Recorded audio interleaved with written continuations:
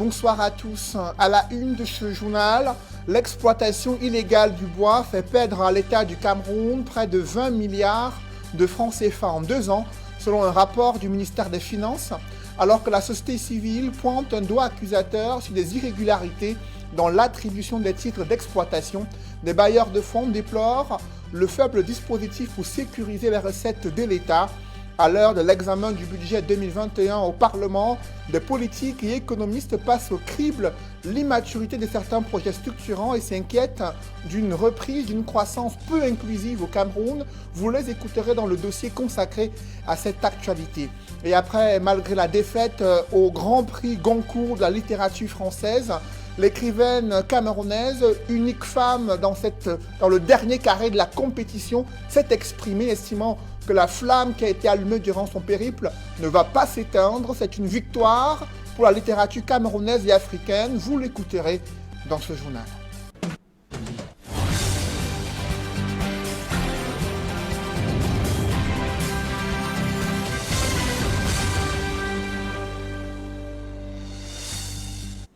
Merci de suivre cette édition complète de l'information sur Equinox Télévision.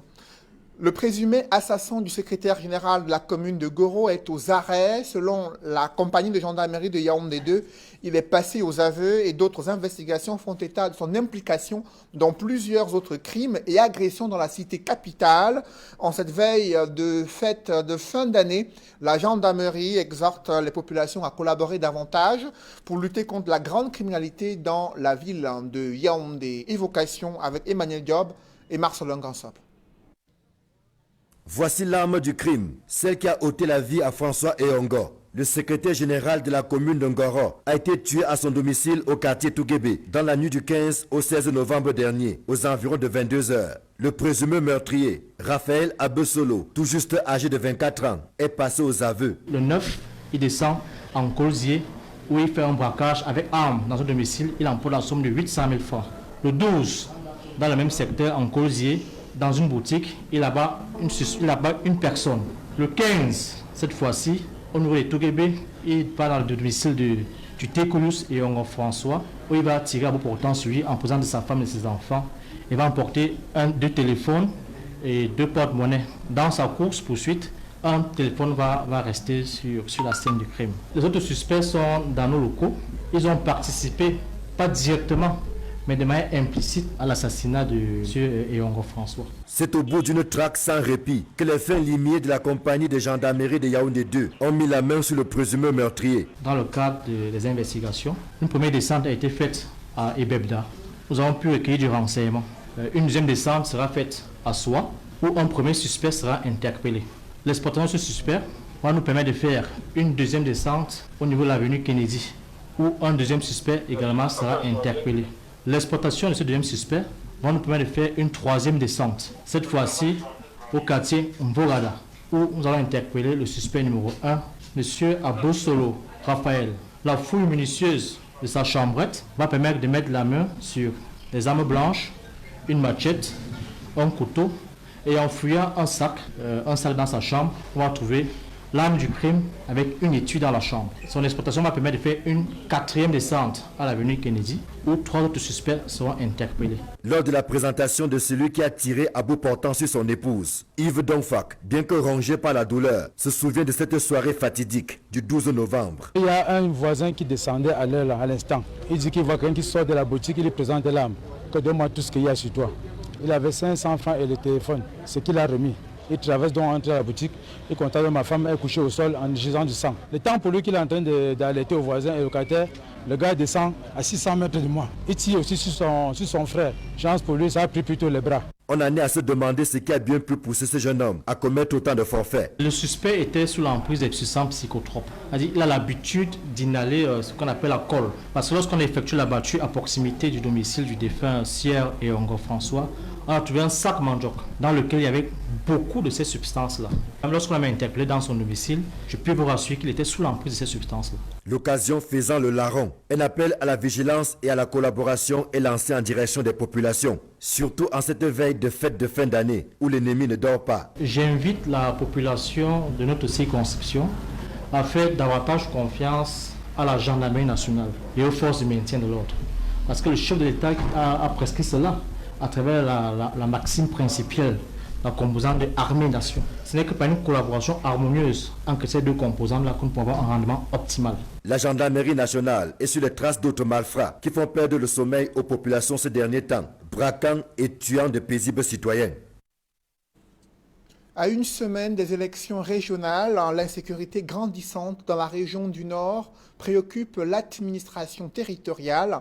Le ministre Paul Atangandji a exhorté ses collaborateurs gouverneurs du Nord et préfets des différents départements à travailler en synergie avec les forces de sécurité pour intensifier la lutte contre le crime organisé et faire respecter la loi. L'un des défis majeurs reste l'identification des conducteurs de mototaxis qui sont souvent un foyer de brigands et de hors-la-loi, a fait savoir le ministre de l'administration territoriale. Paul Atangandji leur a demandé de dénoncer les brigands qui se cachent parmi eux. C'était lors d'une rencontre après la réunion de sécurité qu'il a tenue dans les services du gouverneur. Le ministre s'est ensuite rendu à Guidère, là où presque toute une famille a été décimée lors d'un incendie. Il y a présenté les condoléances du chef de l'État. À présent, je vous invite à suivre un échange entre le ministre Paul Atangandji et des conducteurs de mototaxi après la réunion de sécurité qui s'est tenue à Garoua, capitale régionale du Nord. Je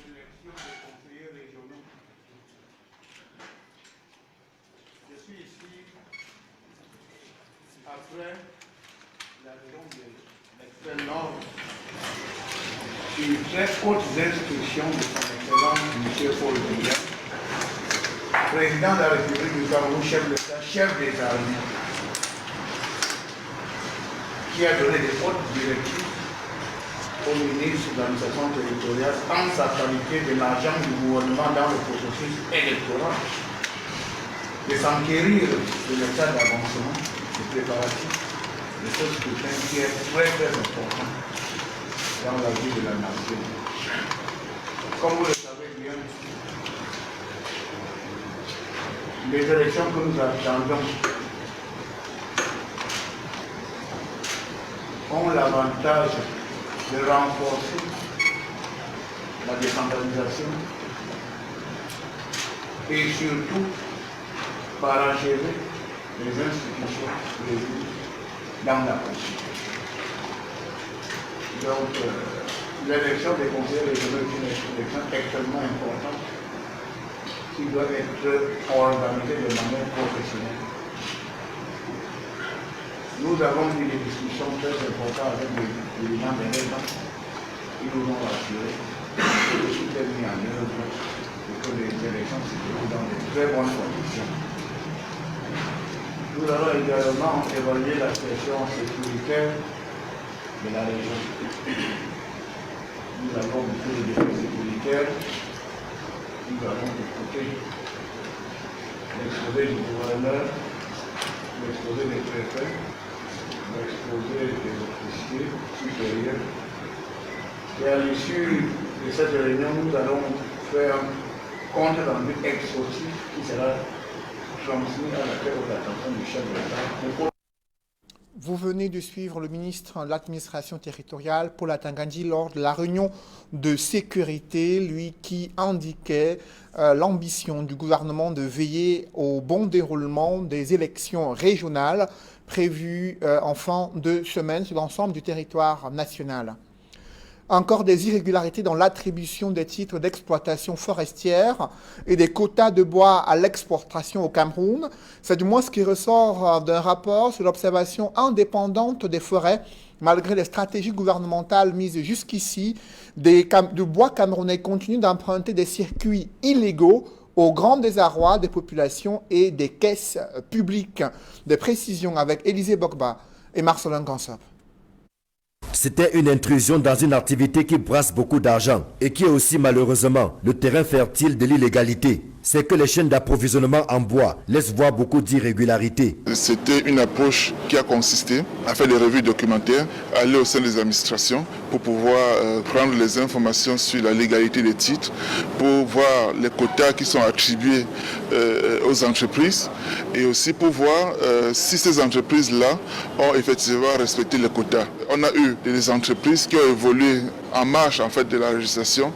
La question que nous sommes posées, où allait ce bois qui a été exploité de façon, je pourrais dire, illégale pour le cas des Assamela. On s'est rendu effectivement compte qu'il y a des entreprises qui ont dépassé les quotas. Le projet démarré en août 2019 s'est appuyé sur l'observation indépendante de certain nombre d'activités forestières, avec l'appui de plusieurs organisations de la société civile basées dans les régions du centre, du sud et de l'est. Les rapports des différentes constatations sont sur la table du ministre des Forêts et de la Faune. Nous n'avons pas toujours eu le retour de l'administration. Nous estimons que ce rapport est encore en étude au niveau du ministre et nous attendons que d'un mois à l'autre, le ministre pourra réagir et, comme il dit, appliquer les sanctions qui s'imposent.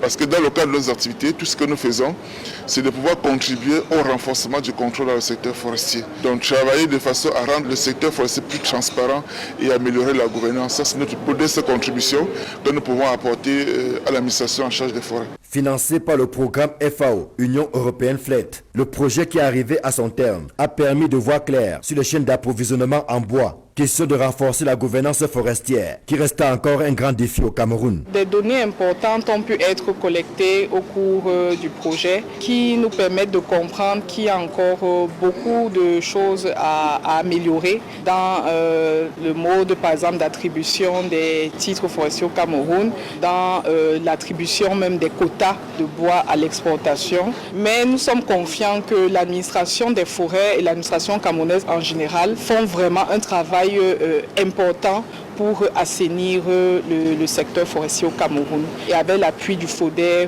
ils pourront arriver à faire quelque chose de bien. La société civile, dont FODER, espère que le gouvernement va tirer les leçons des résultats obtenus afin que le bois camerounais emprunte le circuit légal qu'il n'aurait jamais dû quitter. Et le moins qu'on puisse dire, c'est qu'il y a du pain sur la planche pour ramener les brebis égarées sur le droit chemin. Et cette exploitation illégale du bois fait perdre à l'État du Cameroun près de 20 milliards de francs CFA en 2 ans. Réagissant à un rapport du ministère des Finances qui déplore cette exploitation non contrôlée des richesses naturelles au Cameroun, des bailleurs de fonds exhortent le gouvernement à mieux sécuriser la collecte des recettes fiscales et la collecte des recettes issues de l'exploitation forestière. De précision avec Aïk Cyril. Selon des chiffres du ministère des Finances, l'exploitation illégale du bois a fait perdre à l'État du Cameroun 20 milliards de francs CFA entre 2018 et 2019, soit 10 milliards de francs CFA de pertes par an. Toute chose qui inquiète l'Union européenne. L'un des partenaires financiers du Cameroun invite le gouvernement à engager des réformes afin de réglementer l'exploitation du bois et sécuriser les recettes de l'État. C'est comme un rapport officiel du gouvernement qui est sorti, du ministère des Finances qui a fait ses enquêtes. Et nous, en tant qu'Union européenne, on est aux côtés du Cameroun pour augmenter les recettes domestiques. Parce que pour être un pays souverain, indépendant, c'est l'indépendance d'abord budgétaire, financière. Donc quand on perd 20 milliards de francs sur 2 ans, il faut absolument s'attaquer au problème pour retrouver des grandes sources de financement pour le budget de l'État. Donc c'est vraiment nous, en tant que partenaires, on se positionne pour appuyer des réformes dans ce sens-là. Des experts estiment, en attendant les réformes qui vont révolutionner l'industrie du bois au Cameroun, que le secteur de l'artisanat parmi tant d'autres est en panne du fait du commerce illicite du bois. Lorsqu'on parle du bois illégal, c'est des bois qui sont vendus par des artisans camerounais qui le font à la tronçonneuse, qui n'ont pas de moyens de logistique nécessaires pour pouvoir exploiter. C'est ce bois qui est appelé bois illégal. Nous avons beaucoup de difficultés, on ne parvient même pas à avoir le bois de qualité, ils sont constitués de nœuds. Bref, les déchets et du coup l'industrie artisanale au Cameroun est biaisée. Sous l'égide de la Fédération camerounaise des professionnels du bois, Yaoundé abrite une rencontre de promotion du bois légal, des forêts communautaires et industrielles dans le secteur de la transformation du bois. Objectif, structurer la filière et réglementer l'exploitation du bois au Cameroun. Alors que des membres du gouvernement défendent leur budget devant le Parlement, des économistes et politiques critiquent l'immaturité de nombreux projets structurants annoncés pour l'année 2021 entre la réalisation des infrastructures routières, la réhabilitation des entreprises publiques et l'élaboration de la structuration du budget et les capacités de collecte des recettes fiscales. Les économistes n'y croient pas vraiment à un retour de la croissance évaluée à 3,3% en 2021 et sont plus sceptiques à l'idée de la création de 500 000 emplois. Cependant, d'aucuns sont réservés et estiment que si tous les mécanismes de mise en œuvre d'une véritable politique économique inclusive sont élaborés, le Cameroun pourrait créer plus d'emplois à travers les industries tant attendues à travers le pays. D'autres précisions avec Flavien Valondongo.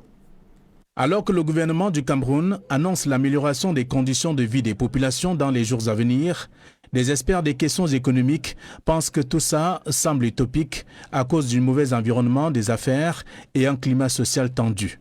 Une politique budgétaire restrictive. Quand je parle de restrictive, j'entends par là un budget de rigueur qui ne donne pas la place au gaspillage. Aujourd'hui, ce budget est au-dessus de 54-55%. Vous ne pouvez pas créer une dynamique lorsque vous ne voulez pas faire la réforme qu'il faut. Et le deux, d'arrêter cette course infernale vers l'emploi. Alors que la question du budget 2021 est à la mode, les économistes n'éprouvent pas la vision des pouvoirs publics qui souhaitent faire voir le bout du tunnel au peuple, malgré les multiples crises qui secouent le Cameroun. Il est inadmissible qu'on continue justement dans le prolongement du DSE de ralentir indirectement ou directement la croissance par les retards d'exécution, par l'immaturité des projets et par un système qui a l'impression de ne pas travailler dans une urgence alors que nous sommes en zone de turbulence économique. Turbulence, le Cameroun subit depuis quelque temps. Ajoutez à ça d'autres mots qui gangrènent notre économie. Beaucoup de corruption dans les passations des marchés publics, les réalisations des projets, des retards ça et là. On constate que le DSE a échoué. Aujourd'hui, ils ont lancé ce qu'ils ont appelé le projet de stratégie nationale de développement. Donc, on est dans un cycle infernal d'esbrouf. Esbrouf sur esbrouf, ça ne va pas se réaliser. Au regard de ces analyses, l'on se demande si la relance de l'économie est donc envisageable. Pour des experts, les décideurs devraient utiliser d'autres stratégies pour y parvenir. Mais vous ne pouvez pas dire que pendant que vous voulez vous industrialiser, vous avez une partie de votre argent qui est bloquée quelque part et qui ne vous permet pas d'agir. Si maintenant j'ai une opportunité parce que le marché est ouvert et que l'argent que j'ai ne peut pas sortir parce qu'il y a un quota qui doit rester dans le compte opération, je fais comment? Il y a ce côté-là, il ne faut pas avoir peur de le dire.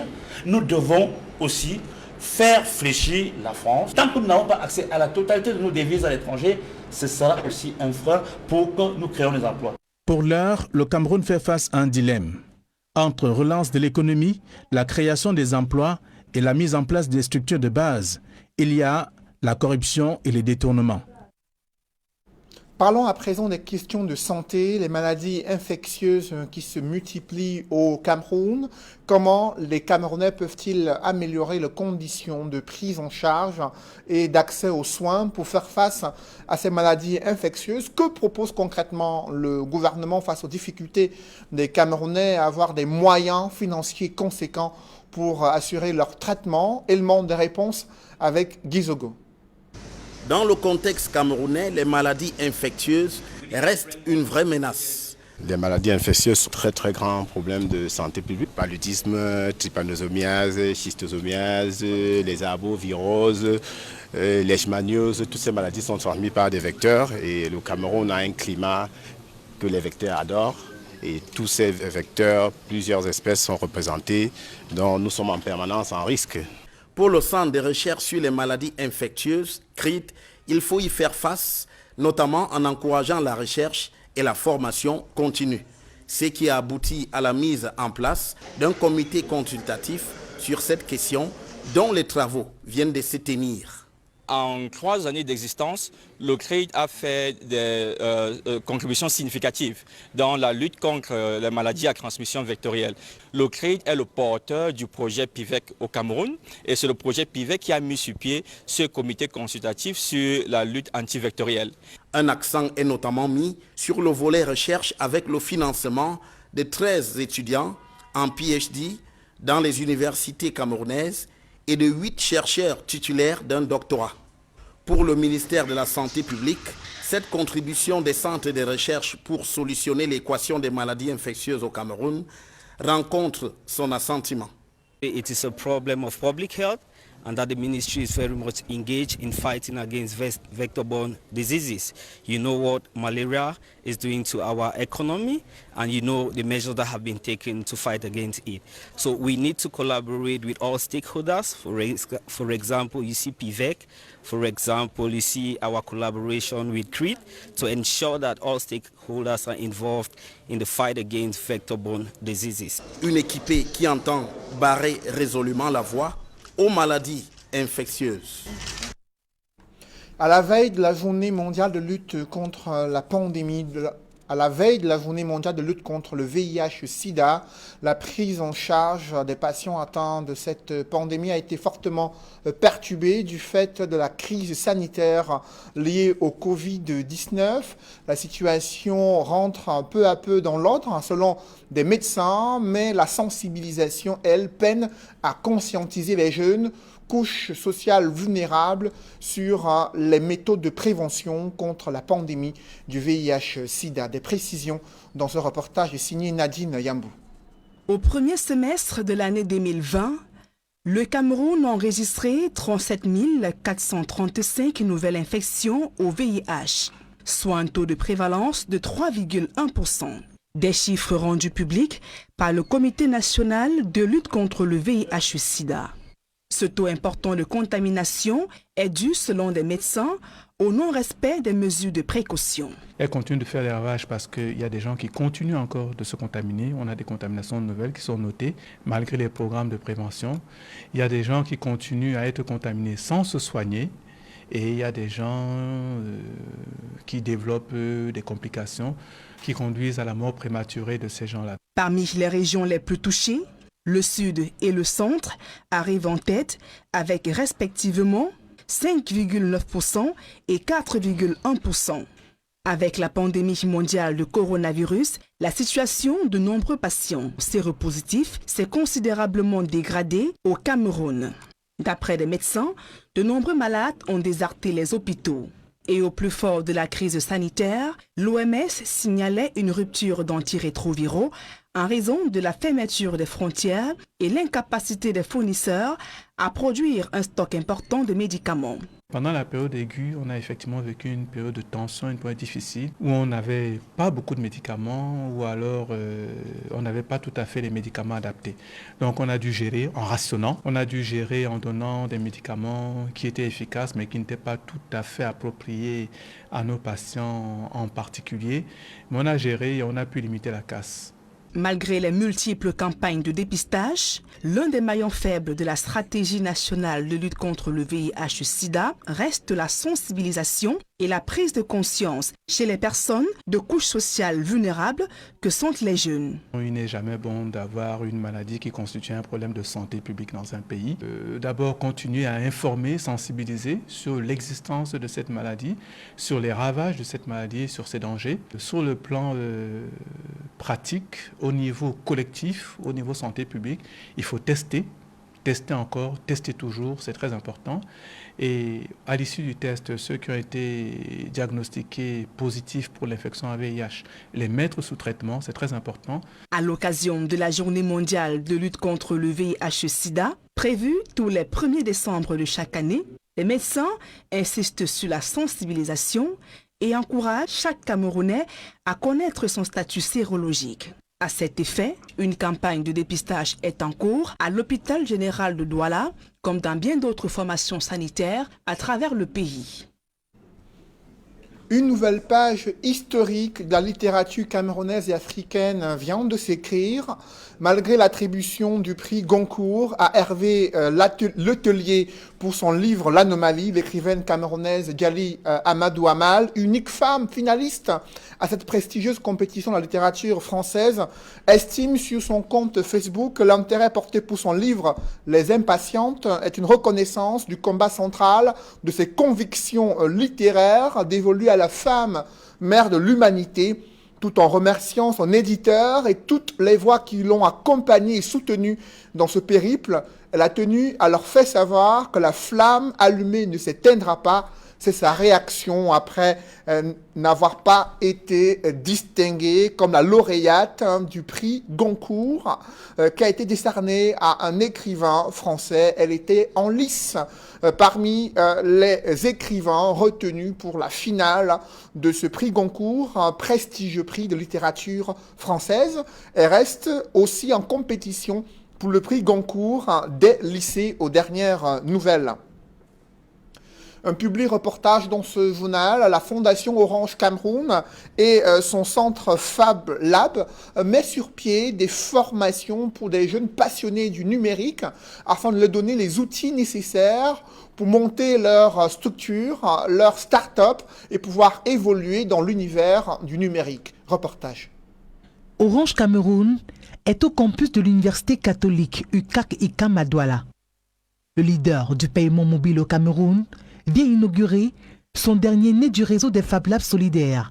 Il s'agit du Yansoki Lab, un laboratoire axé sur le numérique constitué d'imprimantes 3D, brodeuses numériques, kits électroniques, découpes laser, presse thermique, découpes vinyle. Le tout piloté par un ordinateur et mis à la disposition de tous pour la conception et la réalisation d'objets. Un véritable symbole de la volonté d'Orange Cameroun d'aller toujours plus loin dans le développement du numérique, facteur clé de l'émergence au Cameroun. Pour Orange Cameroun, c'est un moment important puisque nous inaugurons notre 4e Fab Lab au Cameroun en partenariat avec UCAC-ICAM et nous sommes très contents de pouvoir contribuer au développement de la formation des jeunes. Un Fab Lab, c'est un endroit où des jeunes qui sont en dehors du système scolaire ou qui n'ont pas eu la chance d'avoir des résultats peuvent apprendre les technologies de demain, la découpe numérique, la programmation. Et c'est la 4e expérience de ce type d'Orange au Cameroun et nous sommes très très fiers. L'inauguration du Yansoki Lab est une réponse concrète de la Fondation Orange Cameroun à la question de l'entrepreneuriat jeune, car il permet de renforcer l'accès à la profession à travers la découverte de nouvelles compétences numériques, de rehausser le niveau de pratique des apprenants, bref, d'accroître leur potentiel et par conséquent leur employabilité. En fait, on est sur un laboratoire très innovant avec des nouvelles machines, une haute technologie qu'on a apportée ici. Alors, en fait, pour les ingénieurs, il s'agit d'un atelier de conception et de prototypage de nouveaux produits. Avec des matériaux locaux. Bon, on va utiliser, mais on pourra très bien, avec d'autres machines, commencer à concevoir avec des équipements métalliques, mais avec le bois également. Donc on est sur un atelier de conception, fabrication de prototypes qui permettront d'apporter des solutions concrètes à des entreprises, à des problèmes qui sont posés ici, avec l'objectif de fabriquer localement. Par cette œuvre, le numéro 1 de la téléphonie mobile au Cameroun redore son statut d'entreprise citoyenne et responsable, toujours à l'écoute des difficultés de toutes les communautés dans lesquelles il opère. Au niveau de la Fondation Orange, nous avons un certain nombre d'axes importants. Nous accompagnons le ministère de la Santé sur tout un tas de programmes et aujourd'hui en ce moment c'est sur la fistule obstétrique où nous accompagnons le gouvernement. Nous accompagnons aussi la formation des jeunes, la formation des femmes et dans notre approche numérique, nous nous sommes rendus compte qu'il ne fallait pas laisser des gens sur le bord du chemin comme les malvoyants. Et donc nous avons offert des solutions technologiques pour aider les malvoyants à avoir accès au TIC. Une fois de plus, Orange Cameroun offre une excellente opportunité aux jeunes en général et ceux issus des couches sociales défavorisées en particulier de développer leurs compétences numériques tout en s'appropriant de la culture de l'entrepreneuriat. Mesdames, messieurs, c'est la fin de ce journal. Merci de l'avoir suivi. Juste après cette édition de 20h, retrouvez Serge Alain Autou et ses invités pour le débrief du journal sur le plateau d'Equinox Soir. Serge Alain. Sale temps pour les malfrats en cette veille de fête de fin d'année. Vous avez vu comment les fins limées de la gendarmerie ont mis aux arrêts le présumé assassin du secrétaire général de la commune de Goro dans la région du centre après plusieurs investigations menées à Yaoundé, surtout en plein cœur du centre-ville, là où se trouvent et où se cachent la plupart de ces brigands consommateurs de stupéfiants. Ils ont été arrêtés, d'autres suspects interpellés et plusieurs armes saisies et autres matériels utilisés pour terroriser les populations dans la région du centre. Et la gendarmerie insiste, la population devrait collaborer avec les forces de maintien de l'ordre pour mettre hors d'état de nuire ces bandits au moment où les fêtes de fin d'année approchent. Ces cas d'agression se multiplient dans les centres urbains au Cameroun. Voilà, madame, monsieur, c'est donc l'essentiel et qu'il en soit en deuxième partie. Bonne soirée à vous, Cédric. Bonne soirée à vous, Serge Alain. Rendez-vous demain. 20h. Dans un instant, la suite et qu'il en soit.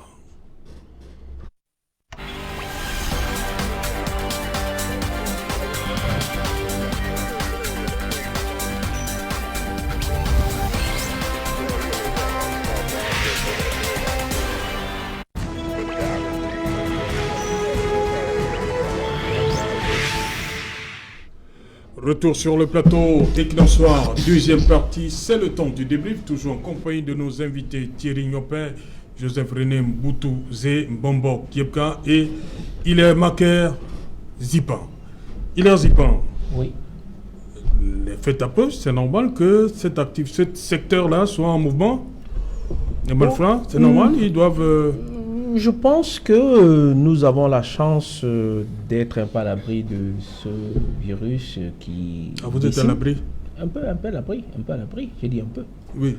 Donc nous pourrons avoir des semblants de fêtes. Oui. Donc à ce moment-là, c'est toujours des moments assez importants pour les familles, de faire des réjouissances, de sortir soit des peines, soit d'abandonner des idées, ou du moins de faire le deuil de certains événements malheureux qui se sont déroulés dans leur vie, qui a été un peu mon cas.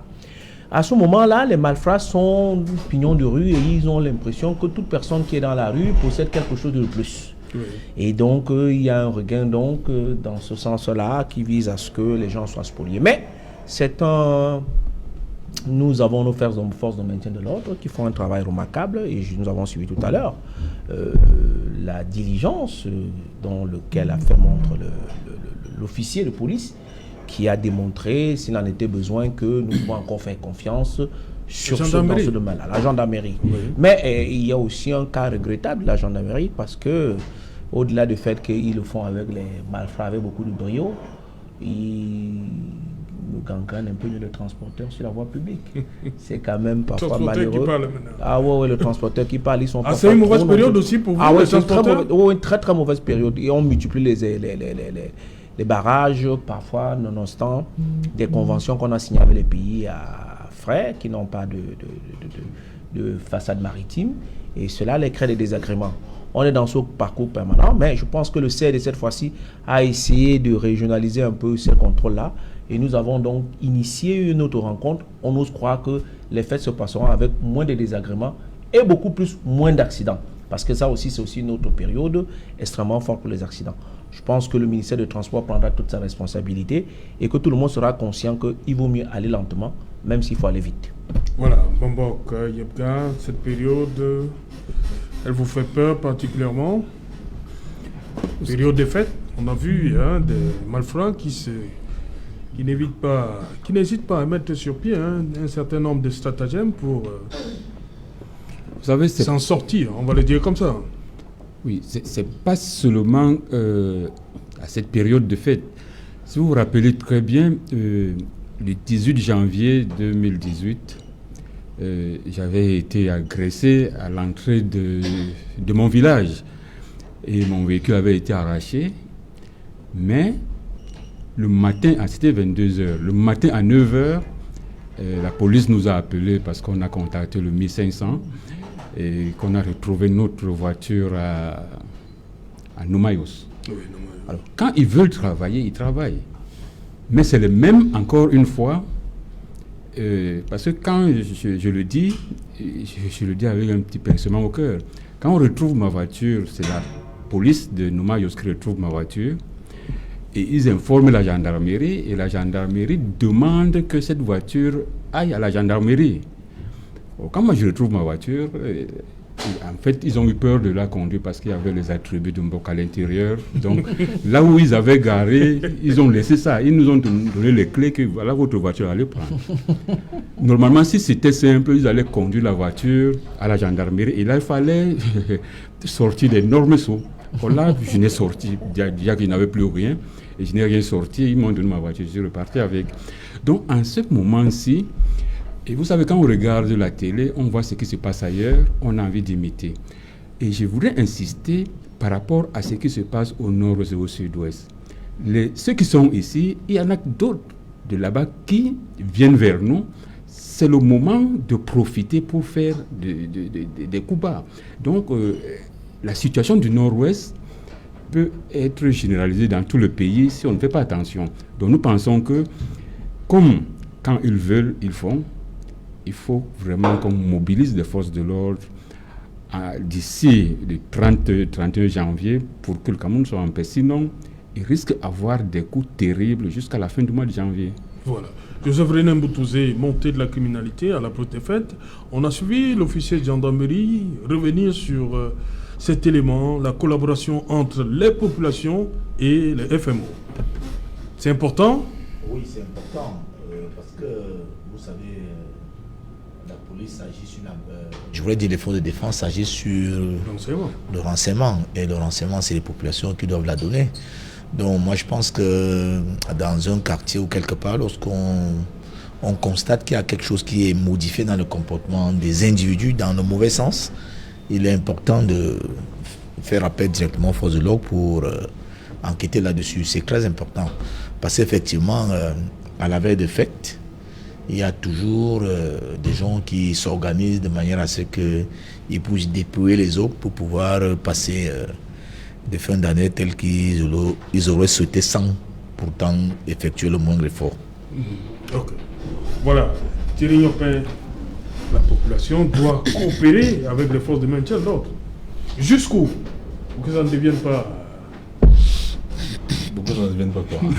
Non. Ça ne ressemble pas à autre chose. Non. On a vu, hein, à une certaine époque.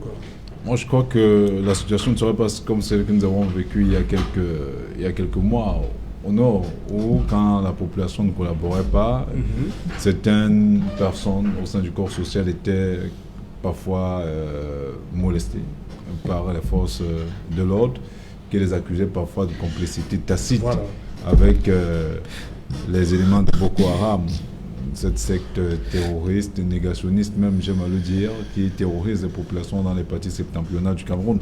Nous, les populations doivent collaborer le plus étroitement possible, parce qu'on ne le dira jamais assez, le renseignement prévisionnel permet de résoudre les problèmes en amont que de les subir en aval, parce que si on laisse que les choses ou que la situation s'envenime, on ne pourra nécessairement pas résoudre le mal à la racine. Donc, Sumboutou l'a dit tout à l'heure, quand on voit un nouveau visage dans l'environnement, dans l'entourage, dans le voisinage, il est parfois de bon ton d'en informer le chef du quartier, qui en principe est en contact avec les FMO, les forces de maintien de l'ordre et la gendarmerie, qui également se permet de les mettre au courant.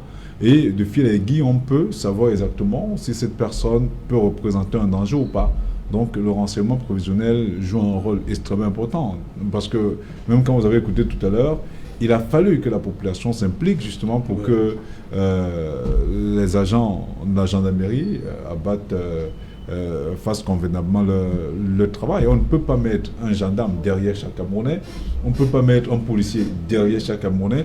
C'est la raison pour laquelle les Camerounais également doivent s'impliquer pourquoi pas dans la sauvegarde de leurs intérêts. Et je continue à croire que la population devrait s'impliquer le plus étroitement possible pour éviter, pour se sentir davantage en sécurité, surtout à l'approche de ces fêtes de fin d'année où, vous savez, il y a généralement le lit de plusieurs malfaiteurs qui estiment qu'on peut s'enrichir sans pour autant fournir des efforts. Voilà, on revient dans la première partie. Hilaire Zipan, je commence par vous, on vous a interrompu.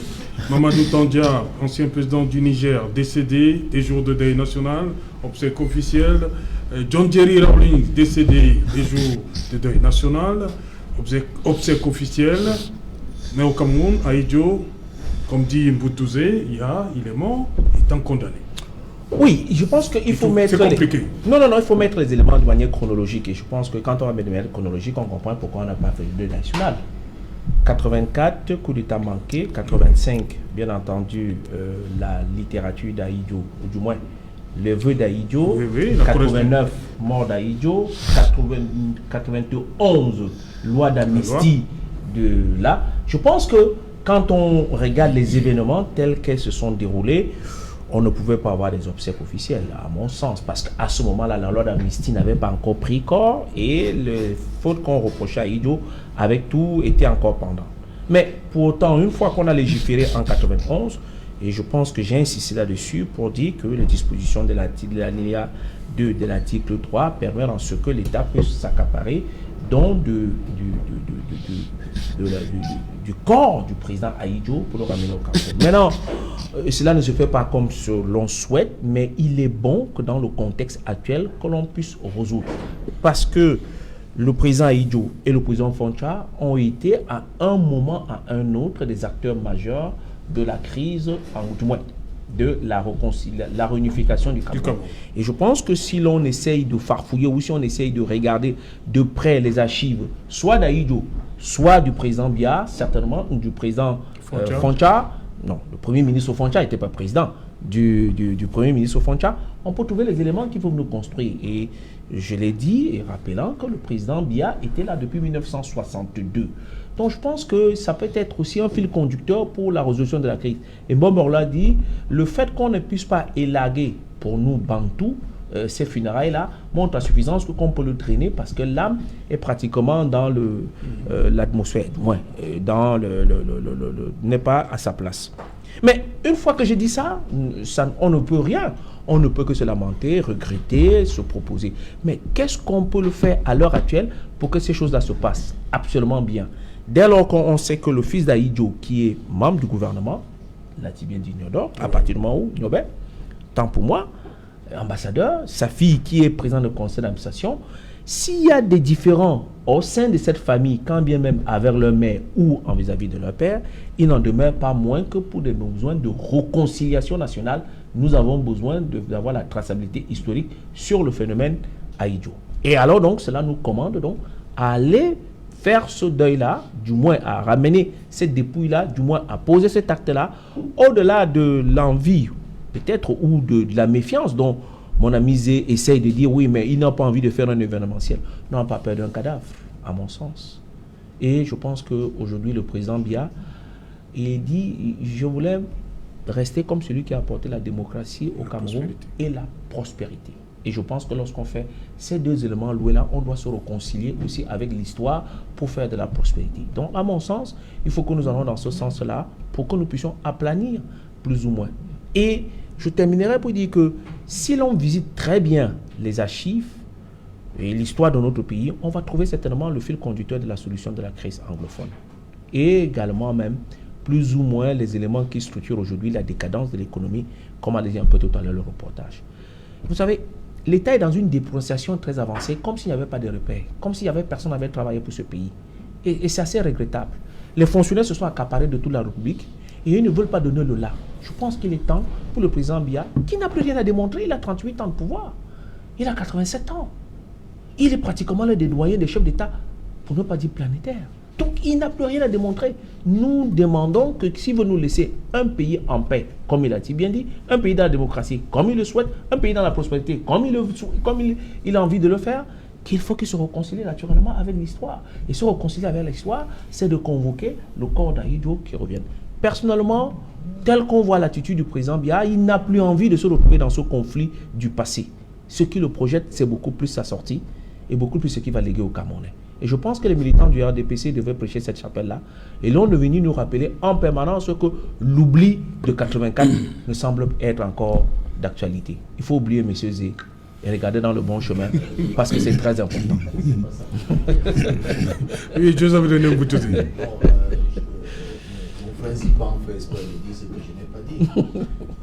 J'ai dit, le président de la République, lui, il a tracé la voie à travers la loi d'amnistie. Il a à plusieurs reprises dit qu'il ne voyait pas, il n'était pas opposé au retour de la dépouille d'Amadou Ahidjo. Et je vous ai dit sur ce tableau que si la famille voudrait le faire ramener demain même, tout dépend d'eux. Vous savez, les problématiques de rapatriement de corps ne commencent pas seulement avec le corps d'Amadou Ahidjo. Lorsque vous mourrez à l'extérieur, chaque fois qu'on ramène vos corps au Cameroun, c'est une forme de rapatriement. Donc le Cameroun ne s'oppose pas à des rapatriements de corps. Mais le cas particulier de l'ancien président Ahidjo, c'est qu'il a quand même été président, le tout premier président camerounais d'après les indépendances. Il a été président 23 ans. Il a son successeur, le président Paul Biya, il est encore au pouvoir jusqu'à aujourd'hui. L'un a pratiquement été le père et l'autre le fils. Et à un moment donné, il y a eu de graves dissensions parce que... Et la grande réconciliation. De graves dissensions parce que moi, en tant que le défenseur du président Paul Biya, j'ai quand même en mémoire que le président Paul Biya aurait pu être tué en 1984. On va pas ressasser bon, mais ça. voilà, oui, mais n'empêche quand même qu'il aurait pu être tué en 1984. Non, je ne rappelle pas, c'est un fait, c'est de l'histoire, on ne va pas l'effacer. Qu'on a intenté à la vie du président Paul Biya en 1984. Mais voilà, mais malgré ça, le président Paul Biya a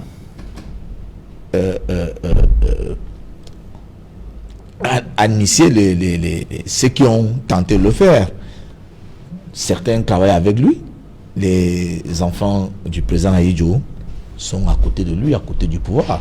Donc pour indiquer clairement que le président Paul Biya n'a pas de problème ni avec la famille de son prédécesseur, encore moins avec le fait que le corps de son prédécesseur soit rapatrié au Cameroun. Il faut que la famille, qui est d'abord concernée en premier, si mon père meurt en exil, pourquoi je devrais, si j'ai les possibilités, moi, Mboutou, de le faire ramener dans mon village et de l'enterrer? Pourquoi je devrais m'accrocher sur le fait que, comme le président de la République ne le veut pas, moi je ne l'amène pas? Pourquoi faire cette récupération politique? Si la famille a vraiment grand besoin de retourner au pays avec le reste d'Ahidjo, ils le feront et personne ne le leur empêchera. Voilà la vérité. Tout le reste, c'est juste pour faire de la surenchère politique. C'est tout. Voilà. Bon, pourquoi pour vous, le président Ahidjo, c'est un citoyen comme le reste? Un métamor pour vous, quand on parle d'Ahidjo, c'est un Camerounais comme le reste? Mais vous savez... Vous pouvez convoquer l'article 3... Vous savez, aujourd'hui... On peut convoquer l'article 3 pour... Aujourd'hui, les gens qui montrent le plus de sentimentalisme sur ces questions ont parfois été les plus... Non, même pour le président Biya. Ont parfois été... J'ai dit que les gens, moi je reste dans le cadre réglementaire, mais si nous voulons convoquer les émotions, je voudrais vous dire que des gens qui par le passé étaient les plus durs veulent aujourd'hui montrer un peu du sentimentalisme là-dessus. Ce n'est pas un problème de Paul Biya ou du régime de Paul Biya. C'est un problème qui concerne tous les Camerounais. Et si vous me permettez, je peux vous lire une déclaration d'un grand militant du MRC, parlant du président Ahidjo. Non, mais parce que... allez-y. Oui, en son temps, je vais vous dire ce que Alain Foguetedo m'avait dit, parlant de cette problématique-là, pour que les Camerounais comprennent quelles sont les positions de ce parti, ou alors de certains dirigeants de ce parti par rapport au cas Ahidjo, et comprendre que le problème n'est pas un problème du régime de Paul Biya ou bien de Paul Biya. Alain Foguet avait dit: il ne faut pas oublier qu'Amadou Ahidjo était le premier président du Cameroun indépendant. Bien avant lui, André Marie Mida aurait été chef de l'exécutif camerounais. et premier prisonnier politique d'Amadio Ahidjo. Il a été enterré au Bala sans gloire ni trompette. Ces restes n'ont jamais fait l'objet d'une telle publicité. Pourquoi donc focaliser les esprits sur la seule personne d'Ahidjo? Ruben Oumniobe a été enseveli dans un bloc de béton à Ezeka. La dépouille de Félix Nomié a disparu dans son caveau à Conakry. Le docteur Osenda Fana a été enterré sans tête et Nes Wandie fusillé sur la place du marché à Bafoussam.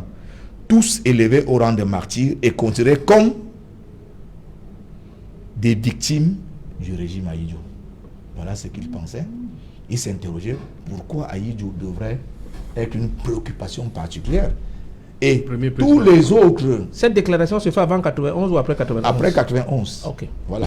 Et le premier président du voilà. Et tous ceux qui sont concernés par la loi de 1991, parce qu'ils ont été cités nommément, tout ce que M. Foguet a retenu, c'était que c'était des bourreaux de M. Ahidjo. Oui, mais voilà la pensée.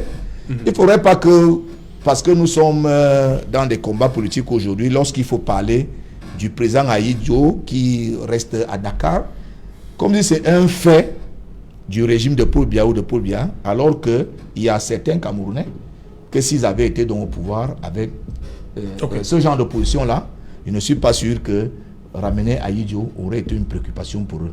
Maintenant, ils peuvent donner le sentiment, parce qu'ils cherchent un peu à toucher la fibre de certains ressortissants du Cameroun, principalement les ressortissants du Nord. Et moi, ce soir, je m'adresse donc aux ressortissants du Nord. Je m'adresse aux ressortissants du Nord pour leur dire que Paul Biya est votre fils. Il a démontré à plusieurs égards. Et Paul Biya n'a pas de problème avec la famille Ahidjo. Et la preuve, Paul Biya travaille avec les enfants d'Ahidjo. Et il a clairement dit que si la famille d'Ahidjo voulait ramener les restes d'Ahidjo au Cameroun, il ne s'y oppose pas. Que Germaine vienne dès demain et on verra si les frontières leur seront fermées au Cameroun pour aller tranquillement déposer les dépouilles d'Ahidjo dans la ville de Garoua que je connais bien.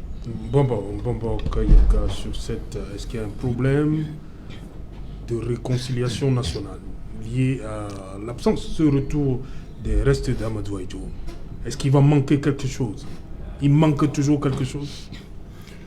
Vous voyez, Ruben Oumniobe, Ernest Wandie, Moumié et les autres ont combattu, ont empêché ou bien ont tenté d'empêcher Ahidjo de travailler comme il voulait. Et Ahidjo n'a rien fait pour eux. C'est plutôt quand M. Biya arrive qu'il essaye donc de les ramener à la surface. Alors, quand je prends cet exemple, je remonte. Je pense que aujourd'hui, Ahidjo, le régime de Biya ne pourra rien faire pour Ahidjo. Il faudrait un autre régime pour s'en occuper. Donc pour vous, tôt ou tard, les restes du président Ahidjo devrait revenir. C'est quand même le premier président. Oui. Même comme il nous a fait trop du mal, mais nous avons pardonné. Et nous demandons donc au régime de pardonner aussi. Parce que c'est le pardon qui est au sommet de tout. Voilà, merci beaucoup. Et suite de la pension. Au-delà de la pension, de Germaine Ahidjo, je vous rappelle que c'est un décret qui a été signé le 10 avril 1979 par le président Ahidjo lui-même, qui stipule de manière très claire que les anciens présidents devraient avoir en principe droit à une pension à vie tant qu'ils sont présidents, qui se situerait aux 2/3 du solde de la pension, du solde du président en exercice, et que les veuves devraient également avoir droit à une pension alimentaire, mais également les orphelins, des bureaux, un logement, tout le tralala qui accompagne généralement toutes ces personnes qui ont été à des hautes fonctions, des hautes responsabilités. Et surtout malheureusement que plus de 30 ans après ce décret, qui n'a pas été abrogé entre-temps, n'est pas appliqué jusqu'ici. C'est la raison pour laquelle Maître Alinscombe, que vous connaissez beaucoup, il milite avec beaucoup d'aisance ces derniers jours. Elle a écrit une série de lettres à l'attention du président Biya, et ces derniers jours, elle a écrit à l'attention de la première dame, Madame Chantal Biya, pour lui dire que il faut vous rappeler effectivement que hier c'était elle, demain ça peut être vous. Ça ne veut pas dire que nécessairement on le lui souhaite, mais ce sont des choses qui peuvent arriver. Le chef de l'État, même s'il est en exercice, un jour ou l'autre, s'il est toujours vivant, sera nécessairement un ancien chef de l'État. Donc il devrait bénéficier du même décret que son prédécesseur ou que la descendance de son prédécesseur. Donc voilà ce qui fait problème jusqu'ici. Mais au-delà de tout ce qui a été convoqué tout à l'heure, j'ai écouté Bombok et mon chien Boutou, mais à cette allure-là, on a comme l'impression que ce que je disais tout à l'heure, les Camerounais ont plus que jamais besoin de se réconcilier avec leur histoire. Nous avons besoin d'être réconciliés avec notre histoire parce que c'est cette histoire justement qui fonde notre être. Nous ne pouvons pas être dissociés de cette histoire-là. Il faudrait que cette histoire, triste ou bonne, soit enseignée aux générations présentes et à venir. Il faudrait que l'on sache exactement quel a été le rôle joué par chacun de ces nationalistes ou pas dans l'édification du Cameroun. Tant que cela n'est pas fait, je crois que nos enfants manqueront toujours de repères et on continuera à parler de la Deuxième Guerre mondiale comme quelque chose qui nous est si proche. Merci. Le temps de faire un tour, parce qu'il nous attend déjà Sylvestre Hippolyte Zangao. Bonsoir Sylvestre. 100% football, c'est dans un instant au menu. Bonsoir Serge Alain, vous parlez de l'histoire ce soir. Eh bien, 100% foot va faire le prolongement de cette histoire en parlant de football. Et l'histoire, c'est aussi la disparition de Diego Armando Maradona, la légende du football qui est passé de vie à trépas la semaine dernière. Ils sont 22 lions indomptables qui ont été adversaires de l'Argentine de Diego Armando Maradona le 8 juin 1990 en match d'ouverture de la Coupe du Monde qu'organisait l'Italie. Mais il y a un Camerounais qui a la particularité d'avoir partagé le vestiaire et l'attaque de Boca Junior avec Diego Maradona. Il s'agit de Alphonse Thiami, qui est le principal invité de 100% foot ce soir. L'homme a côtoyé de plus près la légende du football mondial. Il nous dira comment est-ce que c'était cette collaboration avec Diego Armando Maradona dans cette attaque de Boca Junior. Nous rendons donc hommage dans cette édition de 100% foot au dieu du football. Nous parlerons aussi des péripéties de Hamad à la Confédération africaine de football. Après sa suspension, le président de la CAF a décidé de contre-attaquer au tribunal arbitral de sport alors qu'au Cameroun, le championnat est toujours au point mort. Voilà. Les détails, c'est dans un instant, ce sera après qu'il en soit 100% foot avec Sylvestre Hippolyte Zangao. 30 secondes, quels sont vos souhaits pour l'année prochaine? On ne doit pas se retrouver avec la même thématique, c'est votre souhait, le 30 novembre, le 30 novembre 2021?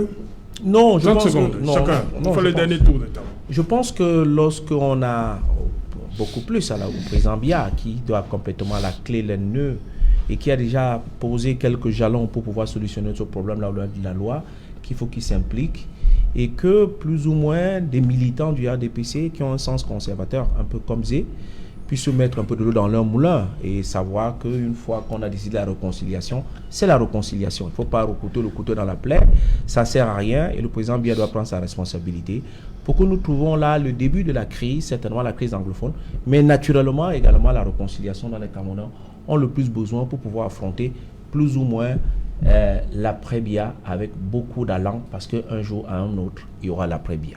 Justement.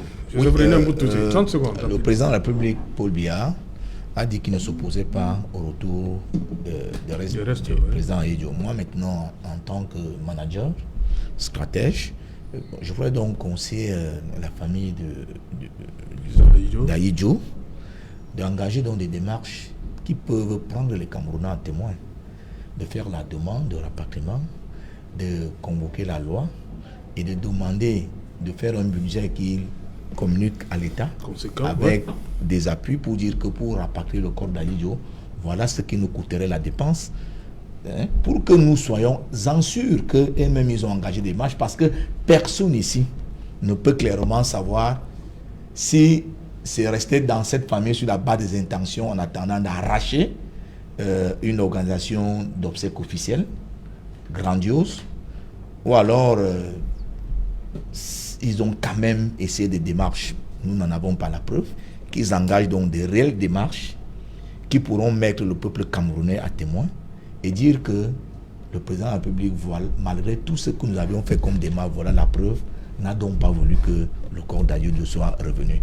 Je suis sûr que si c'est là engagé, on aura plus ce débat en novembre, 30 novembre 2021. Parce que moi, je crois à la parole de mon président qui a dit qu'il ne s'oppose pas au retour des restes du président Ahmadou Ahidjo au Cameroun. Ok. Thierry Nyopé. Oui, je dirais que le président Ahidjo a certes cassé des œufs.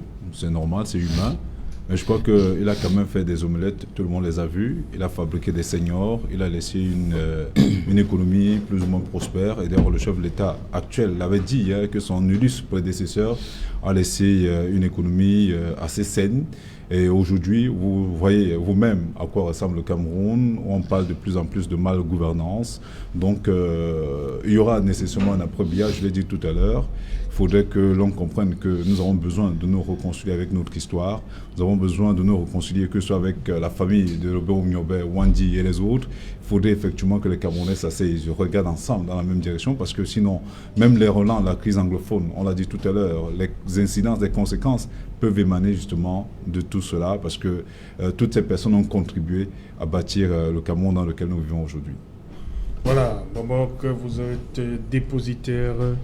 Dites-nous le mot de la fin, votre espoir. Oui, le mot de la fin est qu'à un moment donné de l'histoire, nous aurons besoin de tous les esprits, surtout les esprits positifs. Nous avons donc intérêt à les récupérer et tout en étant positifs pour le bien-être du Cameroun. Voilà. Merci. Merci, cher monsieur, d'être venu. Madame, monsieur, nous sommes donc arrivés au terme de cette édition Equinox Soir, la première de la semaine. Le rendez-vous, il est pris pour demain, lorsqu'il sera 19h. Bonsoir, Dakar. Dakar de Douala.